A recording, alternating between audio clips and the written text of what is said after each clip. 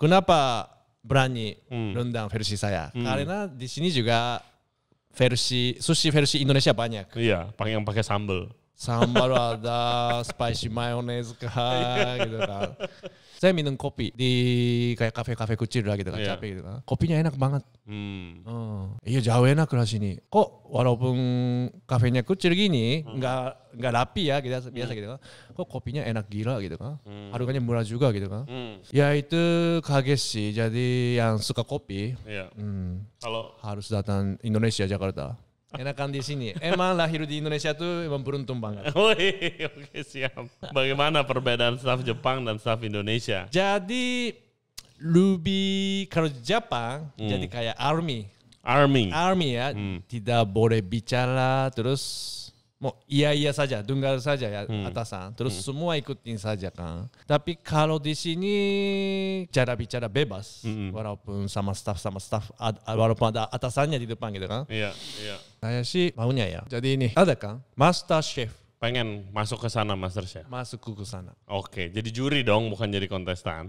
Bukan harus juri. Juri lah, nggak mungkin jadi kontestan, kurang.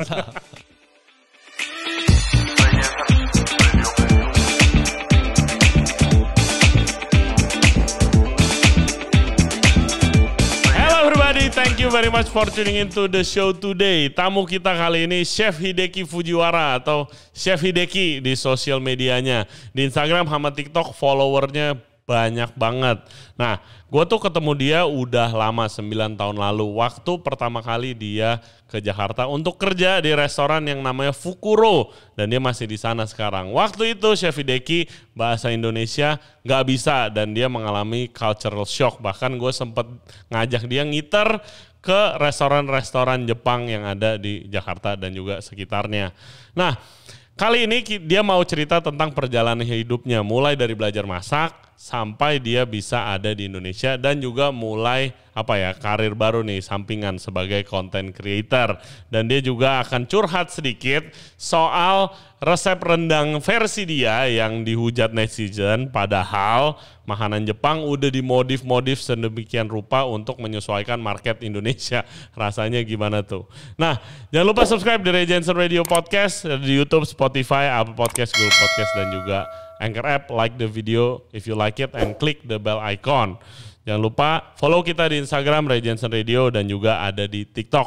And without further ado, please welcome Chef Hideki. Enjoy the show. Oke, Chef Hideki, apa kabar? Baik, Chef Ray.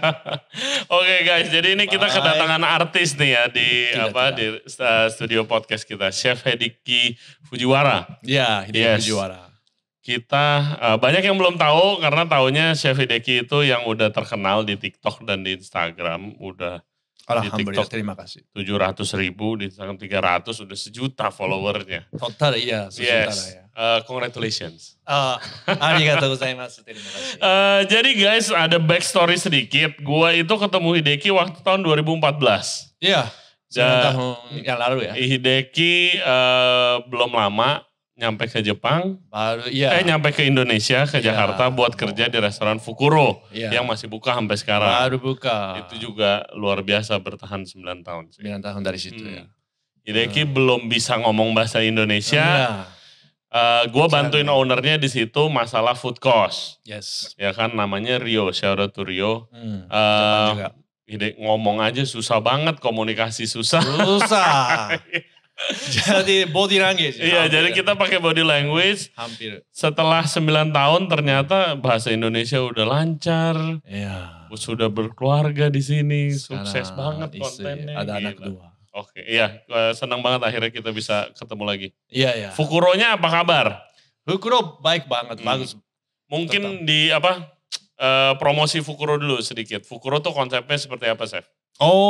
Fukuro itu konsepnya memang Japanese restoran kan. Tapi taste-nya fusion. Oke. Taste Indonesia, lidah Indonesia cocok. Ada omakase juga. Ada omakase juga, ada teppanyaki juga. Jadi ada live cooking. Oke. Iya, ada live cooking. Itu yang masak saya. Oke, mantap. Jadi adanya di daerah CBD guys. Fancy Japanese restaurant full of wagyu, unagi. Banyak pakai ada Gue ingat sih ada foie Ada gras don. otoro, tuna juga Jepang, uni si ucing. Ya, foie gras don ya. yang Foie pakai gras Prancis. apa makanan Jepang yang pakai dashi, pakai teh sedikit. Yang di Fukuro, nasi disiram dashi apa namanya? Oh, ini hitsumabushi. Iya, hitsumabushi. Iya. Yes. Unagi sidat ya, sidat. Sidat. Belut. Sidat. Oke. Chef, kita mulai podcast kita dari kapan memutuskan untuk berkarir sebagai chef? Saya sudah lama kan. Kalau F&B itu sebenarnya dari usia 22. Apa keluarga ada yang tidak. Okay. Cuman emang saya suka masak juga, terus suka bicara sama orang juga kan. Jadi kerjaan ya, toko-toko kecil kan, restoran kecil. Iya, kalau di Jepang nggak ada restoran kayak besar, jarang ada kan. Iya, berarti kecil. Masak juga, servis juga. Contoh kalau mau tamu mau bayar, kita kasir juga. Iya, masak, nganterin makanan, kasir, reservasi juga sendiri. Juga, jadi semua bisa sih gitu kan. Di restoran apa tuh? Kalau di Osaka kan saya usia 22. Itu restoran Western ya kalau di jatuhnya di. Oke. Restoran Western, pasta, pizza gitu-gitu. I see. Adik saya lagi di Osaka. Osaka? Ya. Itu jalan-jalan? Enggak, tinggal di sana. Oh, tinggal di Osaka? Yes. Oh, jadi kerja juga kakaknya? Kerja di kitchen juga. Oh, kitchen? Wow. Dia juga masaknya seperti awal yang tadi lu cerita, dia masak di restoran Western. Oh, Western. Baru berangkat berapa ya? Tahun ini? 4 bulan lalu. Iya, awal tahun ini baru jalan. Oh, jadi tapi nggak bisa ya bahasa Jepang? Dia sambil belajar bahasa Jepang, terus habis itu dia kerja di kitchen. Oh, jadi kayak sekolah gitu. juga gitu. Iya, nanti dia rencana mau lanjut kayak kuliah di sana. Kuliah di Jepang. Semoga jadi chef nanti. Kalau udah kerja di bagus. Oke, lanjut. Kerja di situ sampai jadi head chef di situ. Apa gimana? Di situ iya, tadi 3 tahun kemudian jatuhnya sih jadi manajer ya. Manajer. Tanggung jawab semua. Iya, tanggung jawab semua. Terus habis itu saya tetap Osaka kan. Saya pindah ke ini kayak diskotik. Diskotik. Oke, sebagai manajer tadi. Iya, awal di situ sebagai bartender. Jadi bisa bartender juga. Iya, di situ jadi mulai belajar bartender. Wow. Ya, bartender. Terus di situ 2 tahun lah ya. Oke. Habis 2 tahun saya pindah ke Tokyo. Oke, ke Tokyo untuk kerja di restoran F&B juga. Ya, di situ jadi Japanese and Korea. Restoran Japanese Korea konsepnya. Oke. Nah, di situ belajar. Jadi kalau gue lihat lu kan apa ya? Jago banget masak makanan Jepang yang rada, kalau Fukuro kan rada high class ya, menengah ke atas. Iya. Yes, itu belajarnya di mana? Teknik-teknik masak itu. Tekniknya, basicnya jadi di Tokyo ya. Di restoran itu di restoran itu Tokyo. Banyak yang belajar dari atasan. Oke. Gimana kalau misalnya gue dengar kalau di Jepang kan chef Jepang senior di Jepang mendidik keras. Hey guys, kalau kalian suka konten seperti ini, jangan lupa like the video dan juga subscribe ke channel kita, Ray Jensen Radio Podcast. Back to the show. Ya, keras banget. Gimana kalau di sana kerja? Gimana? Ada libur dong, tetap sama kayak di sini kalau di kitchen. 1 hari libur gitu. Kadang tidak ada. Kadang tidak ada gitu. Terserah atasannya. Terserah sibuk atau tidak restorannya. Okay. Kalau salah misalnya gosongin daging gitu, diapain nama chefnya? Kalau gosong. Gitu. Kalau gosong daging, pertama-tama tarik di luar kan, di luar restoran atasannya. Kayak gini kan, gitu. Ya sudah, marahin di luar. Oh, dimarahin. Pernah begitu? Pernah. Oh my God. Terus kok bisa ke Indonesia akhirnya? Gimana ceritanya bisa ke Jakarta? Oh, jadi waktu itu ada tamu, namanya Dio kan. Oh, dia jadi tamu. Sebagai tamu. Di restoran itu tadi? Iya, di Shibuya gitu kan. Oke. Terus ketemu, kenal. Oke. Dan dia mau buka di Jakarta. Oke. Coba lihat lah gitu. menarik saya gitu kan. Saya juga mau masak di luar. Makanan luar saya tertarik. Oke. Gimana kalau selain Jepang makan apa ya gitu kan. Terus habis itu jadi Indonesia. Iya, pertama langsung ke Indonesia. Kenapa kalau banyak banget di Indonesia dan juga di luar negeri restoran, banyak banget chef Jepang yang tinggal di negara luar. Oh, ya itu juga Iya. pasti ada masalah di Jepang jadi. Oh, iya. Kenapa mereka mau keluar gitu? Iya enggak, kayak biasanya di sini restoran Jepang yang premium restoran, kayak Fukuro contohnya dan restoran lain, chefnya pasti orang Jepang. Ya orang Jepang ya. Iya. Banyak orang Jepang sih. Kayak chefnya. Ya kan? Teman-teman juga banyak kan. Ada sih. Nah, oke. Nah terus begitu sampai di Jakarta, apa? Pasti cultural shock kan? Oh banyak. Pertama kali kan? Pertama kali, coba ceritain. Pertama kali datang berasanya gimana? Apa ya, culture shock. Ya emang banyak sih ya. Langsung sampai ke bandara. Terus saya keluar kan dari bandara. Terus banyak ajak naik taksi. Tapi kayak negosiasi taksinya gitu. Kalau Jepang meteran kan. Jadi Iya. kita yang carikan taksinya. Tapi dari mereka kayak salesman gitu kan. Ayo sini gitu kan. Saya jadi kayak artis gitu kan. Kayak 10 orang lah datang kan, bapak-bapak gitu kan. Sini gitu kan. Terus itu juga shock kan, pilih-pilih dari sini gitu kan. Saya berapa gitu kan. Dibohongin itu sih pasti harganya. Tapi murah juga kan, lumayan oke juga ya gitu. Saya pilih-pilih gitu kan, naik gitu kan. Itu juga shock. Terus langsung saya masih ingat, saya minum kopi di kayak kafe-kafe kecil lah gitu kan, capek gitu kan. Kopinya enak banget. Di Jepang emangnya kopi lebih enak di sini? Iya jauh enak lah sini. Karena ya restoran kecil ya, kafe kecil ya. Saya kira ya dasarnya biasa aja kali kopi gitu kan. Ternyata kok walaupun kafenya kecil gini, nggak rapi ya biasa gitu kan. Kok kopinya enak gila gitu kan. Harganya murah juga gitu kan. Ya itu kaget sih. Jadi yang suka kopi, kalau harus datang Indonesia, Jakarta. Yes, kalau soal di kerjaan gimana? Terus kerja, ketemu staff gitu-gitu kan. Ya, pasti beda banget. Beda. Bagaimana perbedaan staff Jepang dan staff Indonesia? Waktu pertama. Pertama ya, jadi lebih kalau Jepang jadi kayak army ya, tidak boleh bicara, terus mau iya saja, dengar saja ya atasan, terus semua ikutin saja kan. Tapi kalau di sini kayak bicara-bicara bebas, walaupun sama staff, walaupun ada atasannya di depan gitu kan. Iya. Oh jadi kalau di Jepang kayak di beberapa restoran kalau misalnya chefnya ada di dalam kitchen nih, udah jangan ngomong tuh, diem aja. Iya, diam. Terus ya mereka berdirinya kencang gitu kan, pertama-tama ya. Iya. Untuk masih baru gitu kan. Tapi di sini apa ya nih, sedikit kayak bayangin kayak sekolah gitu. Waktu high school gitu kan. Apa ya nih, ada guru gitu kan. Terus ada kan student gitu kan. Situasinya mirip begini menurut saya. Di Indonesia? Ya Indonesia walaupun kerja gitu kan. Jadi untuk ngajarin. Nah waktu itu belum bisa bahasa Indonesia, komunikasinya bagaimana? Apa waktu itu ada orang yang ngerti, staff yang ngerti bahasa Jepang? Oh tidak ada kan. Jadi semuanya English. Saya dikit doang gak bisa bicara English. Jadi campur English atau emang body language.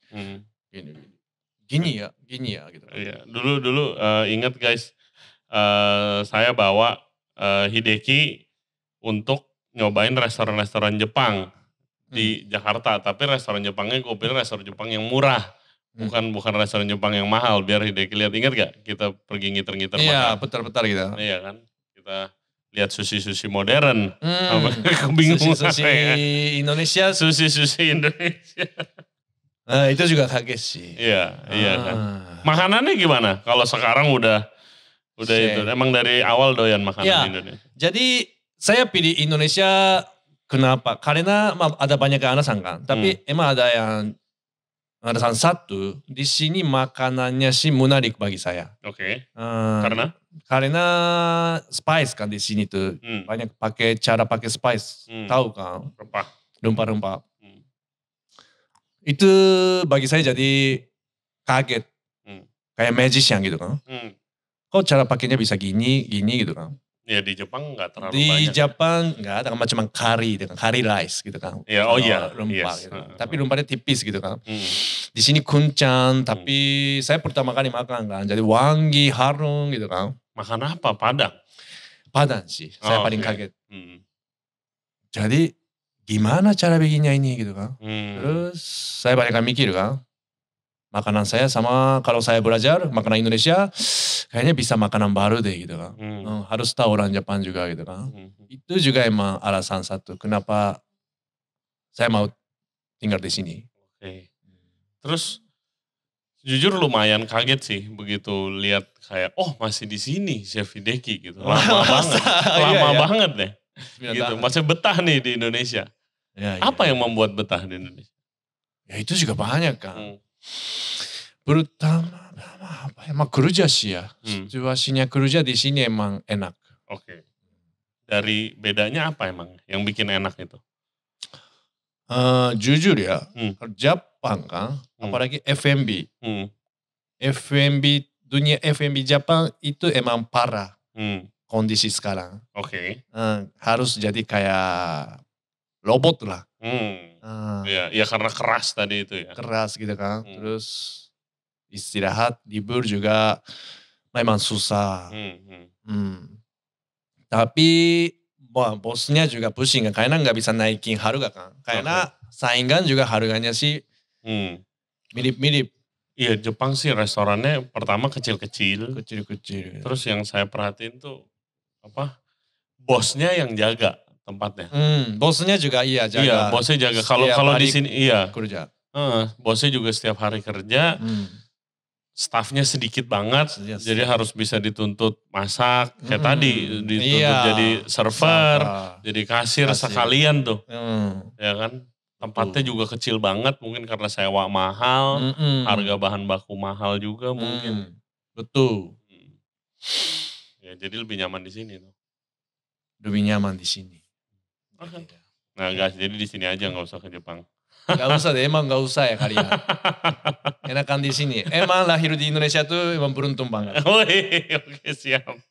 Nah, lu begitu research tentang Chef Hideki. Jadi gue gak tahu lu udah terkenal.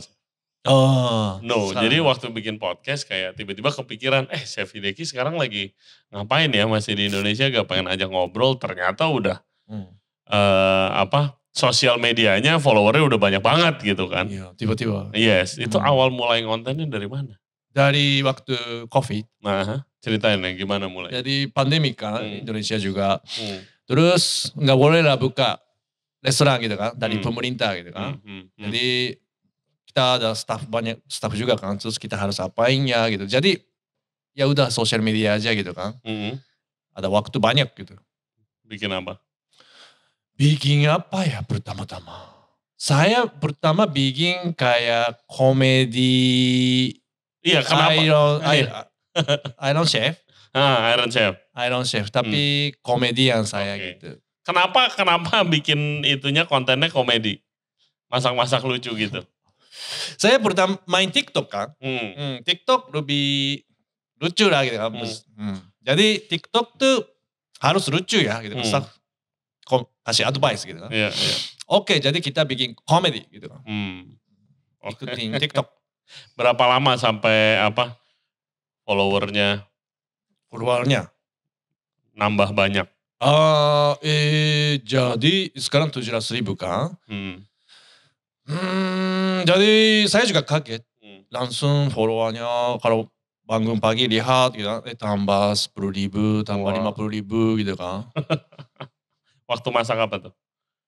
Masak saya makanan tradisional Jepang kayak takoyaki, kayak apa ya, tempura, kayak sukiyaki gitu kan. Sama sushi juga kan. Iya soalnya jarang loh chef Jepang yang lancar bahasa Indonesia. Iya Apalagi yang konten. Iya, apalagi konten. Iya. Ya nggak ada ya. Itu harus apa? Jadi nggak ada saingan kali kan? Iya, jadi banyak yang lihat saya doang gitu kan. Nggak ada yang lain gitu kan. Nah tapi rame waktu masak rendang itu. Oh, Luna yang baru kemarin kan? Ya itu saya bingung juga sih. Gitu. Jadi itu Chef Hideki kalau belum pernah lihat, pernah masak rendang di kontennya guys. Pakai, gue begitu lihat kayak, oh Chef Hideki bikin rendang nih, pakai kecap Inggris. Ya kan pakai karena dibilang rendang style lu kan. Iya, versi saya. Iya, rendang versi saya udah dibilang. Iya, judulnya. Iya. Tapi pasti itu rame tuh di apa? Ya rame sih. Komennya rame sih, komennya. Iya, tapi banyak komplain. Tapi apa kalau dibalik sushi dan makanan-makanan Jepang udah dimodif semuanya sama orang Indonesia. Itu ya, gimana? Jadi bagi saya, kenapa berani rendang versi saya? Karena di sini juga sushi versi Indonesia banyak. Iya, yang pakai sambal. Sambal ada, spicy mayonnaise kah, gitu kan. Lah itu gak apa-apa dimodif-modif ya? Ya boleh kan di sini kan. Restoran-restoran sushi itu fusion ya, hampir 100%. Nah kalau sebagai orang Jepang dan sebagai chef Jepang, kalau lihat makanan Jepang digitu-gituin gimana? Waktu awalnya. Kalau sekarang kan of course udah ngerti kan, ini kan buat jualan, harus yang cocok gitu kan. Pertama-tama kan. Iya, tapi ada sebel gak? Maksudnya kebingung, kok diginiin sih? Gitu. Iya, kaget. Kok mereka tidak tahu asli sushi ya gitu. Itu doang sih. Jadi memang Fukuro baru buka, kita jual tradisional food ya. Yeah. Memang nggak banyak fusion. Banyak yang rasa Jepang. Oke, kalau sekarang gimana? Apa sekarang, udah berubah makanan? Jadi waktu itu tidak laku kan, jadi nggak ada rasa gitu kan. Ini apa, bingung gitu kan. Jadi ya zaman itu very simple sih, makanannya memang Jepang banget ya. Jadi sekarang emang fusion. Oke. Nah sekarang kayak apa makanan? Sekarang apa ya? Tetap sushi ada, sukiyaki ada gitu kan. Steak gitu, salada semua ada lah gitu kan. Tapi sausnya sih ganti. Toppingnya sih ganti. Bahannya juga ganti. Tapi tetap sushi sih sushi.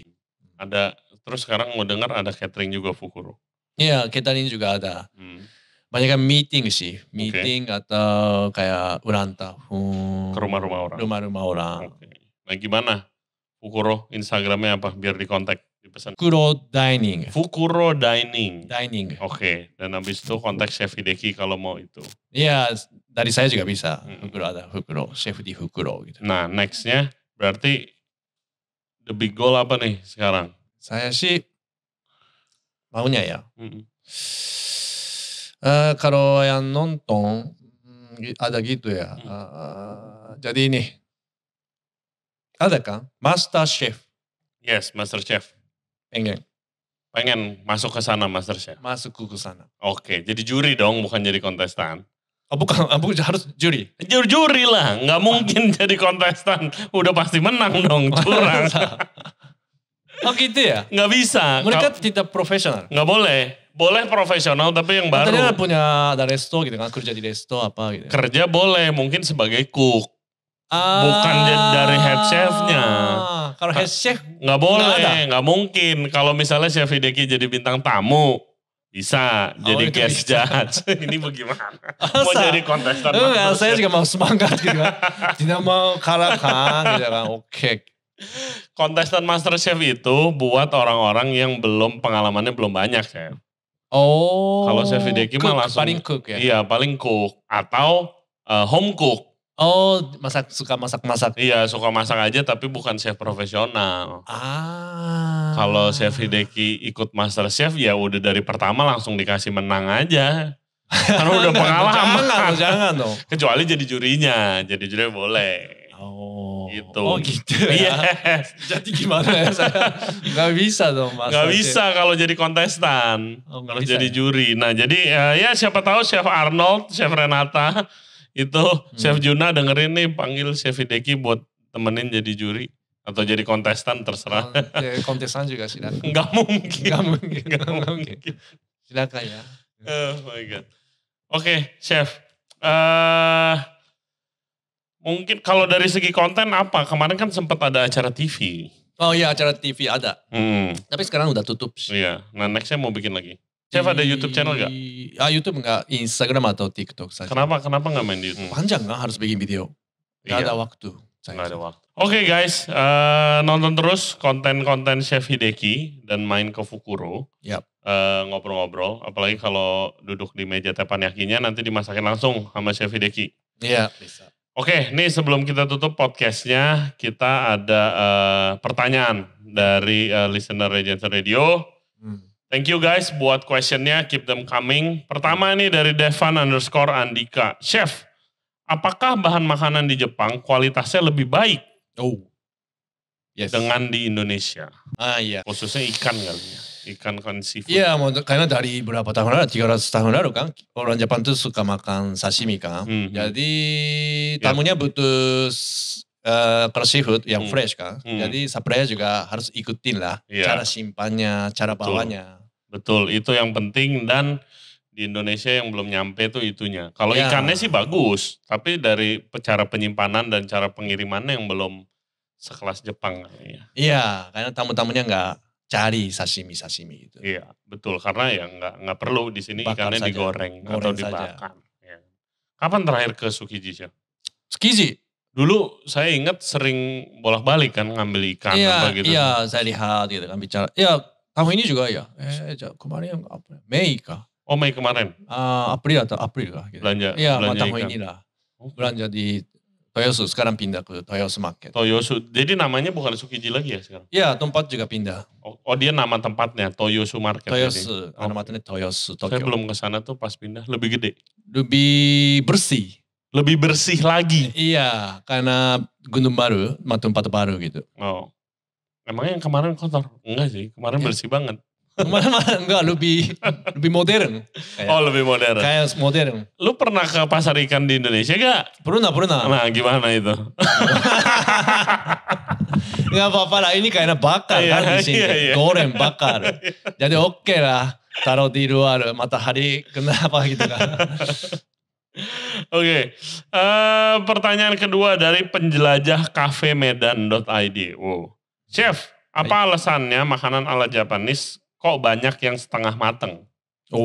Setengah mateng kayak beef juga kan? Iya, beef setengah mateng. Sushi juga aburi gitu kan? Aburi, bahkan ada chicken sashimi kemarin lihat. Chicken sashimi juga ada dadanya. Iya, kenapa? Ya mentah aja suka, apalagi setengah mateng. Iya, itu jadi dari dulu kan. Memang jadi dari waktu samurai, orang Jepang tuh makan mentah. Ayam juga, ikan juga, udang juga. Lebih enak menurut Jepang. Jadi tetap sekarang juga mentah makannya. Pernah makan ayam mentah? Pernah. Enak. Khusus dada, sashimi gitu. Di Jepang dong? Di Jepang. Jangan guys ya, jangan ditiru ya. Di Jepang emang ada, lihat deh di videonya di sosial media pasti ada sashimi ayam. Tapi itu ayamnya bukan ayam Indonesia yang pasti, jangan. Jangan makan ayam mentah. Jangan. Itu jangan, sakit nanti. Sakit perut. @coki_NST. Halo Chef. Yep. Detail seperti apa atau bagaimana untuk seorang chef bisa memiliki kriteria untuk menjadi chef Japanese, sushi atau washoku. Nah mungkin kalau mau mulai jadi chef Jepang. Oh dia mau. Dia mau mulai, gimana trainingnya? Awalnya masuk jabatannya apa sih kalau kerja di restoran Jepang? Awalnya cuci piring kalau no skills ya. Waktu dulu Hideki cuci piring? Sama cuci piring juga. Cuci piring, berapa lama? Cuci piring yang paling sebulan 2 bulan. Oke. Tapi sambil ingat kerja yang lain juga. Oke, disuruh bantu-bantu gitu. Bantu-bantu sana. Oke, iya. Jadi ya langsung aja daftar ke restoran Jepang. Iya, paling cepat. Bawah. Iya, yang penting masuk aja. Iya, tapi restoran Jepang kan ya skillnya maksudnya very spesifik ya. Biasa kalau udah spesialis makanan Jepang ya makanan Jepang gitu kan, spesialisnya. Iya. Gitu. Pasti. Sangat dalam skillnya dan banyak loh, ada yakitori, ada sushi. Kalau washoku tuh apa sih? Washoku itu makanan Jepang. Oke, makanan Japanese food aja. Iya, Japanese food. Oke, ya udah tinggal pilih mau jadi yang mana terus habis itu masuk ke restorannya. Paling cepat. Ya dari bawah deh.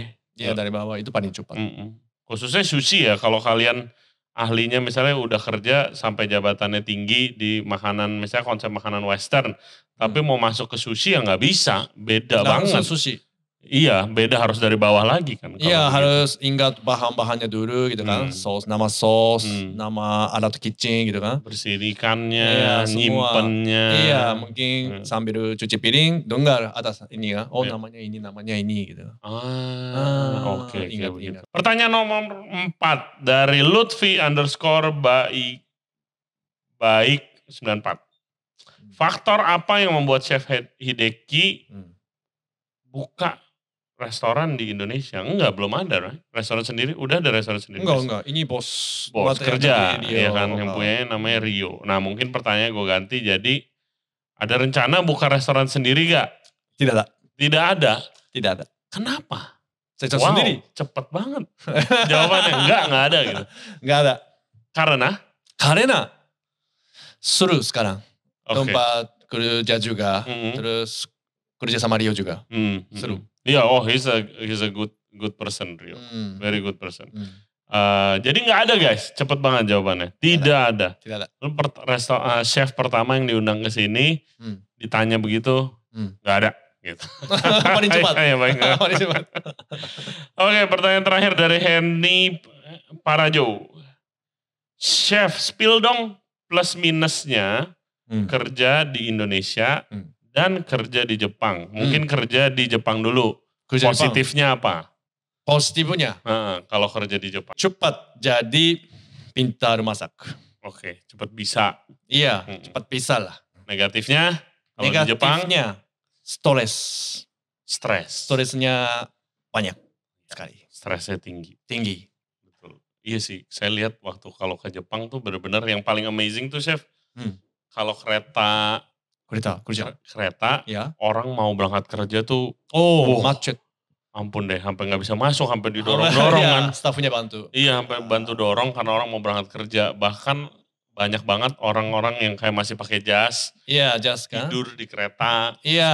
Ngantuk. Masih ngantuk, baru bangun gitu. Budaya kerjanya sih luar biasa sih Jepang sih. Stress levelnya tinggi pasti. Memang stres jadi. Nah kalau di Indonesia positifnya apa? Jadi kita santai. Kerja tapi santai. Oke. Negatifnya? Jadi pulang-pulang ingat kerja. Pulang-pulang? Jadi atasannya tidak marah-marah kan. Tidak parah lah. Oke.